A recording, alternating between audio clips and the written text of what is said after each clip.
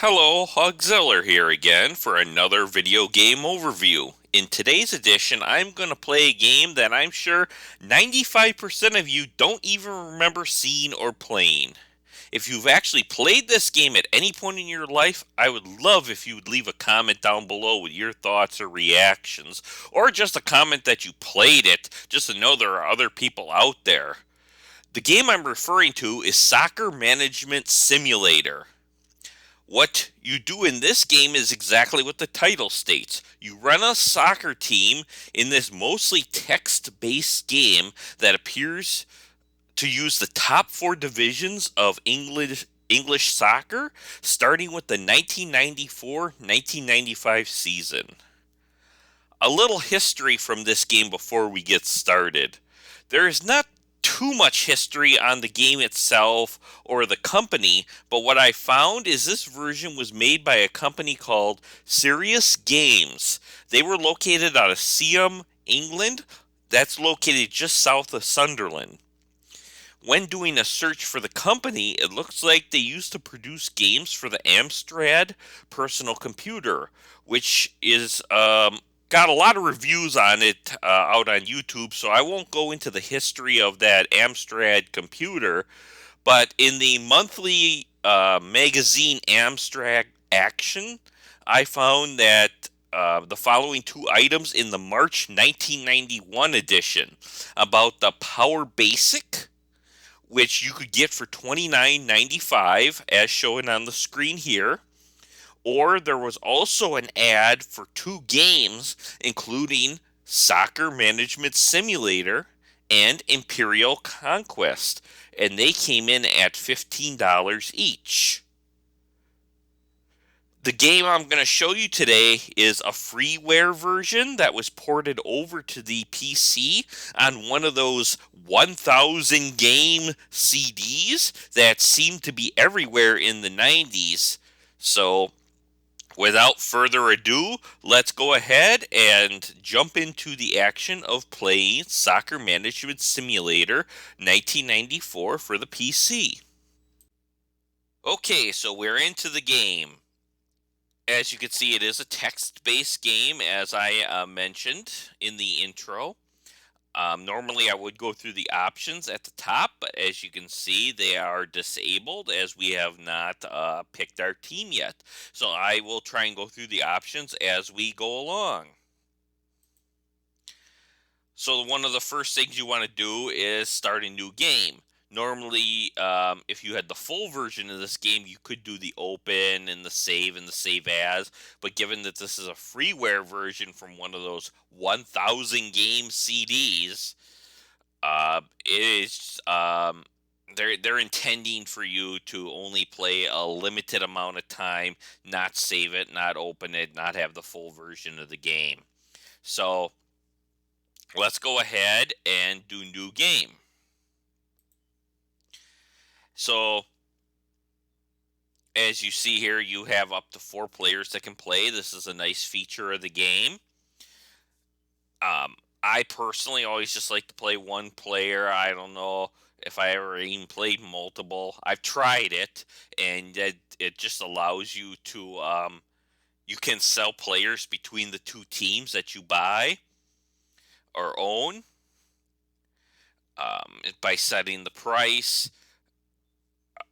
But you just play 1 week at a time, so it can get a bit long, the games, as each player sets their roster, um, buys their players. It does whatever they need to do with their team before playing the match for that week. Well, let's just start with one player. I will enter my name here, Hogziller.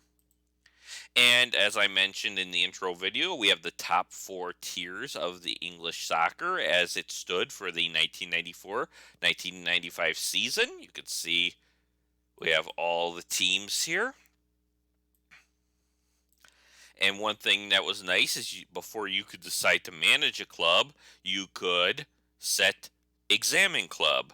And as you could see, it tells you how much money you need to start, or how much money you start with, how much ambition and support you have, along with the capacity. The higher the number on the capacity, the more fans you can get in the stands. Um, Not so much a big deal in like Division Two or Division Three, but once you get to the higher divisions, you can routinely. In this case, this would be about 13,000 fans um, when it's a full house and you're doing good. So I always like to take a lower league team like Carlisle United here and work them up to the Premier League. So one of the other keys is these lower division teams in Division 3 and the lower Division 2, they will consistently lose money. So your goal is to always be trying to sell your players. Maybe not your best of the best, but always try to sell players so that you keep money coming in. Try and do well in the FA Cup, especially in the later rounds, because you split gate revenues with the higher tiered clubs. But once you start getting into the upper part of Division 2, you'll start breaking even, making a little money. And then Division 1, you should be making money. In the Premier League, you should be making a lot of money. The key is because if you get into too much debt, then the board of your soccer team will start selling off players against your will to pay for the debt. It's a spiral from there. But let's just go ahead and hop into the game here. Manage club. So every week you'll have this news at the top. Let's see here. So we have an offer on one player. We also have where they bought some players from our team. I've played this game enough to know that Ferryweather, that one's going to hurt a little bit. I think he was an attacker. I forgot what that Joyce was. But let's just see what we need to do to set our roster. Let's go through some of these options first, though. Senior squad. This allows you to set your roster. We'll go through that in a minute because we need to do that anyway. Youth team. If you're short on a position, you could actually pull players up from your youth team. I see a couple players that might be worth bringing up, but we'll go through that a little bit. Buy player allows you to go through all of Europe and pick players. Most of the time, though, at this lower level, you're only going to be able to buy from Division 3 and non-league because players don't want to go down in the tiers. And you got to be able to afford them also. And then there's some that you can't have too many foreign-born players on your team. It's another thing to kind of watch for. Transfer player list. This basically tells other teams that, hey, I'm putting him on a list. You can actually buy him for a reduced rate than what's over here on the right-hand side. What I like to do is turn all these off initially until I get my roster set. Then I'm going to come out here and probably the majority of these I'll put on the transfer player list just to see if I can start pumping in some money into this club. Sell player, as we saw on the screen previously, Fulham made an offer for Gallimore here. We'll see if we want to get rid of him or not. Under match, it'll just say what the next matches are for that week, what your opposition looks like skill-wise, the tactics you're going to want to play. We'll actually end up having to come back to this screen. Play match means you'll play the match. The results will show what kind of the results were for that previous week. Since there's no previous results for the prior week, nothing came up. Tables shows how the standings are. The fixture list will show how you're going to play each week or who you're going to play.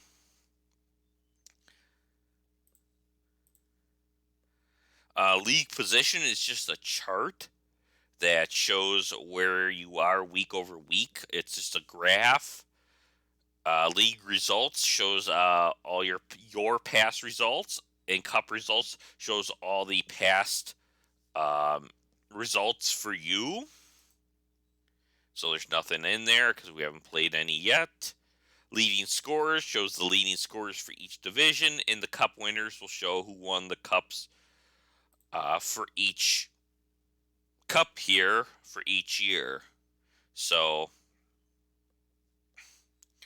let's hop into the financial. This shows your balance sheet, how much money you have coming in, how much money is going out each week. This number will always be, or just about always be, higher than income every week when you're in Division 3. So you gotta watch your bank balance. I forgot how far you can go into the negative before they just start selling off players. I can't remember if it's like £100,000 or something. And that debt limit increases for each division you go up to. Contracts. Now, in this actually rare case, there's nobody that is due for a contract. If a person was in pink, there's a pink line across them, that means that their contract has expired. They're only playing with you week to week, and they could leave to any team at any time, and you wouldn't get compensated at all. Or I think you get compensated like at 10% of what they were making, some ridiculously low number like that. Transfers just shows all the transfers of who you bought and who you sold to. And then finally, we got options. I normally don't do show match, and I'll leave it on for early on, but I normally have show match off, and I have it set at match speed fast. But for the sake of this video, I will do show match on, and I will do the slowest option. And then you have show form, show skill for each of these areas. I like to do show skill. Those are each of the options at the top here. But as I mentioned, we got to get our roster in order here. So what I always like to do with this game is I like to always find the best players, irregardless if they're injured, which is in the blue. And you can see there's a number over here for injury. And then the reds are, the red line people are people that are suspended due to too many discipline points. So how it works is you'll get so many discipline points per game. If you get above 10, then you're suspended for one game, and then it subtracts 10 from this number. Sometimes they can do some egregious offense during the game, and that they might end up with 40, 50 points, and they'll have to sit out that many games. For the injuries, this is on a scale of 1 to 5. If it's a 1, that means that they've just picked up a slight injury and they're out for that week, most likely, maybe 2. The lower the number, the odds are the quicker they come back. If it's like a 5, you can count on them most likely being out a significant amount of time. So I have a 2 here. This guy's probably not going to play anyway. So you have to watch this week to week because they can actually just pick up injuries in practice. And if you don't even play a game, or they'll just be in reserve. So I generally like to play the 4-3-3 in this game. So I have a left defender, center defender, right defender. Then I have a left middle fielder, center midfield, right midfield, left attacker. We have a center attacker. And then we're going to have a right attacker. And then we have our 3 reserve spots. Always have one for the goalie, because if your goalie gets hurt during the game, then it becomes one-way traffic, and they'll probably put up a number of goals on you. I always try and keep a center defender on reserve and a center attacker. So now that I kind of have my formation set here, um, what I'm going to do now is I'm going to put the best player, regardless of injury. Oh, I should probably also set my reserve squad down here in the proper formation. It just makes it easier to once you see like center defender is suspended, quick grab the next center defender, and you're not hunting through here, and you might miss someone and not be playing your best roster. So let's go ahead and set that. Okay, and now do we have the best players out here?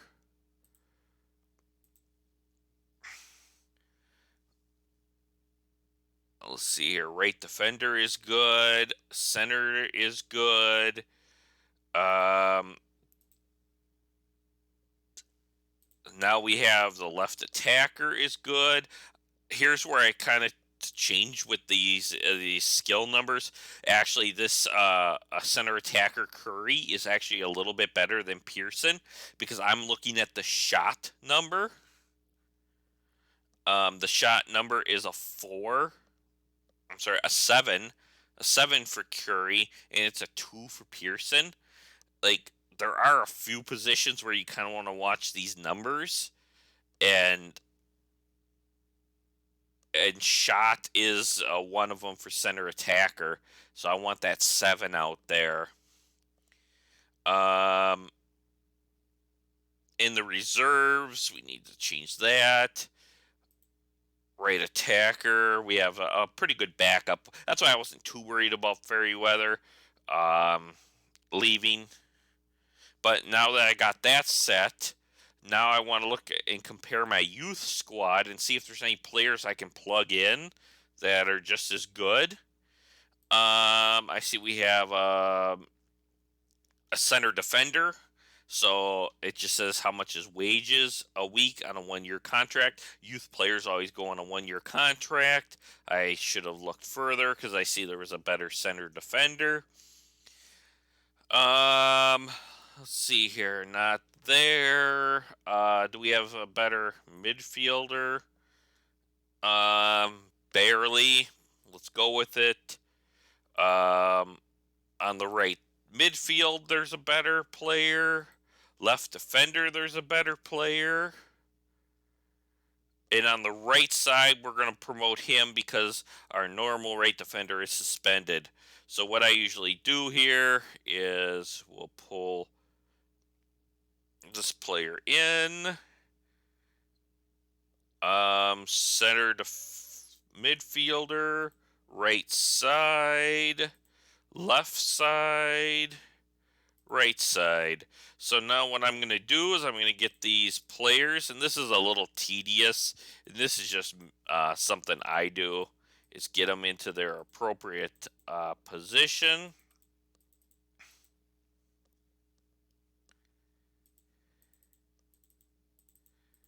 So this is a lot of tedious clicking.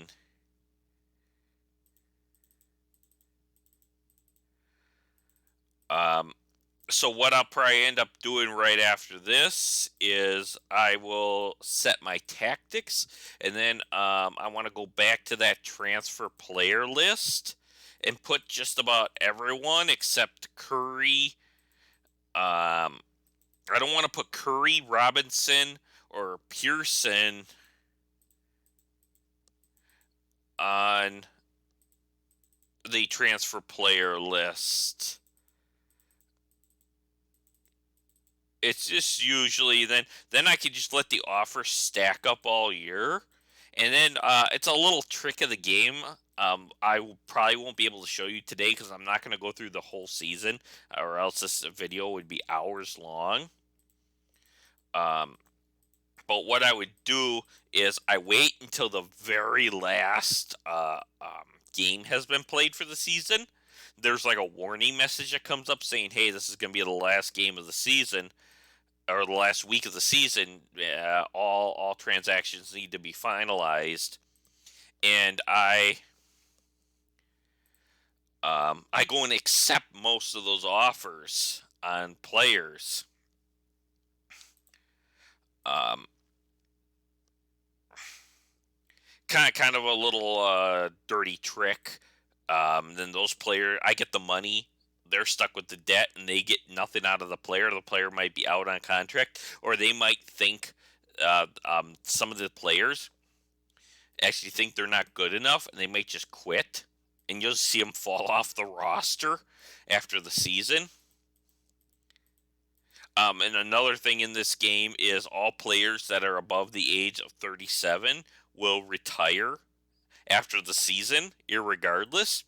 So, like right now, I have this goalie called Day, and I always wondered when I initially started playing this game why he would automatically retire at the end of every season.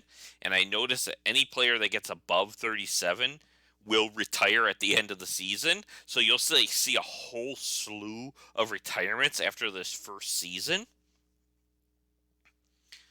Um, so something else to kind of keep on, especially when you get the higher leagues, start looking and scouting players a couple years in advance when they get close to their retirement age, just so you have a backup ready to go.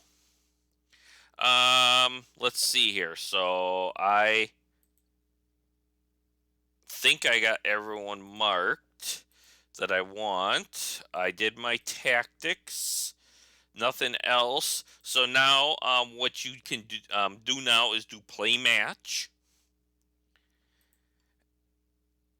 Oh, there's a warning saying I can't have any suspended players. I forgot to change the center attacker. I really hope I don't have to go to the backup there. That might be really bad. Looks like it's just a one-game suspension anyway. Other messages that pop up is you have too many foreign-born players. I think you can only have 3 for a League Cup game, and I forgot what the rule is for European Cup. It's something like you can't have any like I forgot like non-unionized football players or something like that in there. So let's go ahead and play match. You can see that I'm at home against Bury here. Let's hit ready. You could make a substitution at this point. You can also click on the match that you'll see on the screen at any point, and it will actually allow you to make substitutions. If there's an injury on your side that you have a position you could fill it with, the game will automatically stop and allow you to do that. Or if you don't want to make the substitution or can't, then you can continue to play with the injured player. But keep in mind, they're not going to be very effective, and they could actually get injured worse. So as you could see, that was kind of quick on the screen there, but you could see how there were lines showing where the ball was being passed to and where the players were on the field. I know, like, when I had my old computer back in 1995, this would play a lot slower on it. So, and it would actually have messages of what's happening in the game. But even at that rate, today they're just too powerful and the game runs too fast. So, as you can see, I am winning 2-1 here at halftime. So let's go ahead and hit ready. I can change my tactics now too if I want. I don't. I just want to stay in attack. You could also set up the areas that each player plays in. I just leave it at the default. And who passes to who.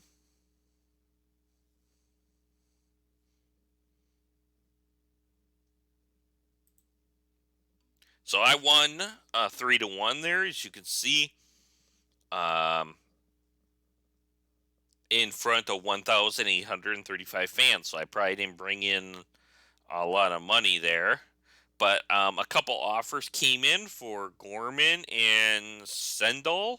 So what I usually do is I'll bring up my squad here real quick. Um, let's see here. My goalie is injured, of course. That's the last thing I needed. Um, but let's go ahead, put our center attacker back in. Who else do we? I don't think there's anybody else I need to worry about. But let's see, Gorman. Um, we're gonna look at Tillamore too, or Gillimore. Gillimore can probably go. Um, and Sendall. So I'm gonna move Gillimore to the bottom, and I'll explain why. Because what happens when you sell a player, what it does is it takes the very last row of player and puts that player up into that spot. So if I would have sold Gallimore, it would have moved Sendall up to where he was, like in the mid or lower 20s. It's just annoying from how I like to keep things all nice and orderly. Um, where Everyone's probably shouting at their computer screen. It's right there. It's right there. Gorman. So Gorman's going to be one I'll probably sell after the season, unless the youth squad has a. Yeah, they got an acceptable. We can sell all three of these right away.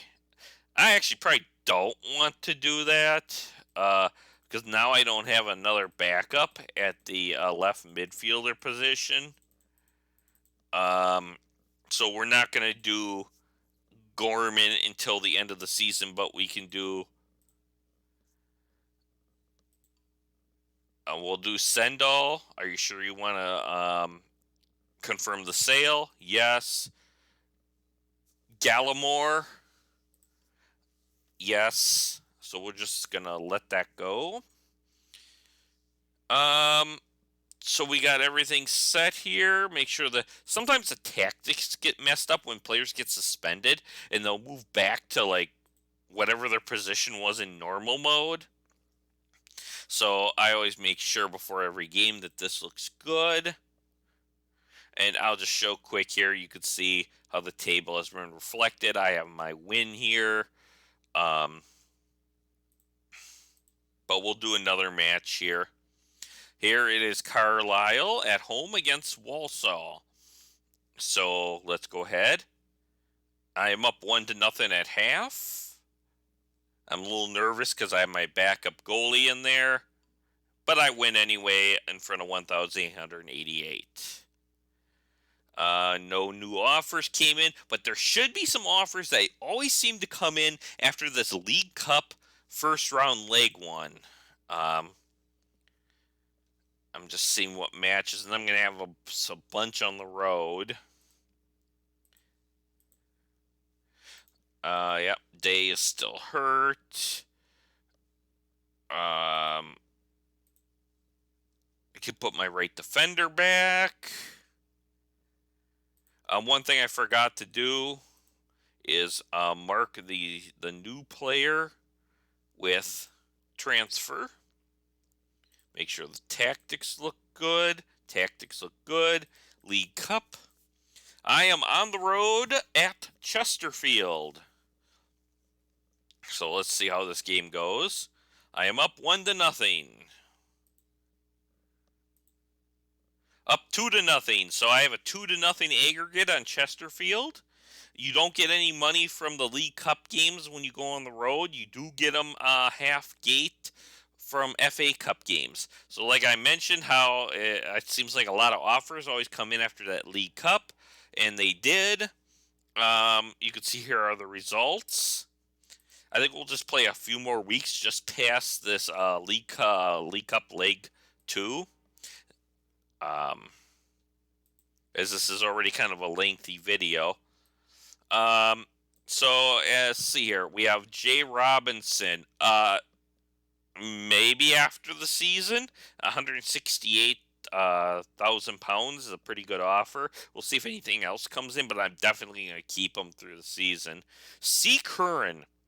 I don't know who this C. Curran is, but this Curran player, it only has a 39, so he rarely plays. Rarely plays. Both Robinson and normally Sorrell wouldn't be on the roster. Usually Valentine would be the backup.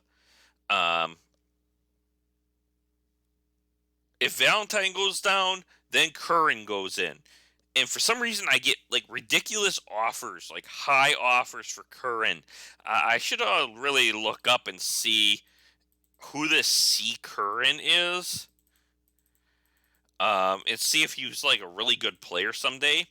Because one thing with this game is that would be nice for this game, but I just don't think it was programmed in. Is if skill ratings went up and down. So, like, if I kept this player on my roster for 5 years and he wanted to stay, he'd still be at a 39, and my Curry would still be at a 67. The skills don't go up and down. That's one little, how you say, knock on the game. And then we have Reddish. Reddish is a RM. I think we're going to take that. So Reddish and Curran go. I see we need another goalie. Let's see what our youth team has. We might end up having to go out and buy a goalie here. So let's go ahead and sell those players quick here. We have Reddish, Curran. Let's go ahead and see what is out there for goalies. So how I usually like to do this is I'll put this window way off to the right, like this, and just start clicking down the list. And I'm looking for a purple goalie, most likely, or a red, but purple first, because you'll get them at an absolute bargain rate. Like I see 42 for Phillips, and he's a 60, so he's probably not going to be that much. At 40, will definitely he's in the running. Um, Here's another player. I see a 64 CA at Bury. If I get to the end of the season, can afford that. But he's like a rental. He will. He's already 36. Here's a 35 at 120 from Chesterfield. I like that too. A lot of good goalies. This is all randomized, so sometimes you might have to pay full price for a goalie or hop into non-league. I'm seeing a lot of good, like here, Micklewhite out of Gilliam. That's a good center midfielder there to get that. And then Hindermark, um, 33 250. I get that for the next level. I'll have to remember some of this if I keep going with this. But what I'm just going to do in this case is I'm just going to buy this Chesterfield goalie here. It's definitely worth it. I know he's a little on the higher age side, but I'm going to need to buy new goalies anyway when I get up to Division 2. So let's go ahead and move this goalie up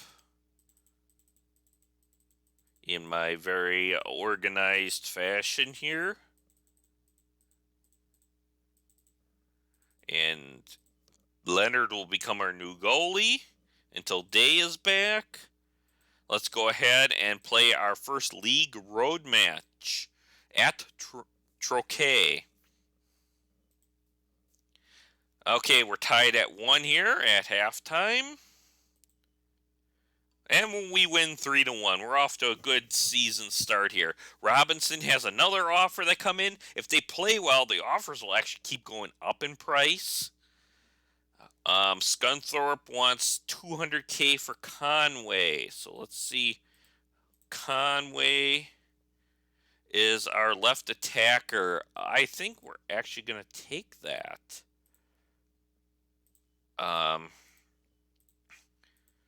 Then we will sell Conway for 200.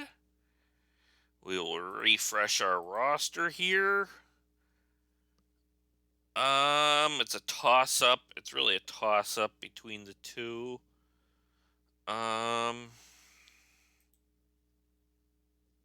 We'll play the normal person because he has a 5 on his shot. Even though they probably don't get that many. Usually the center attacker gets the most chances in my style. So we have at Wigan. We're tied at half. And we get a goal late. So now we have this first round, second leg. Goalie is still hurt. I'm just looking here. I don't see anybody else. So let's go ahead and play that match.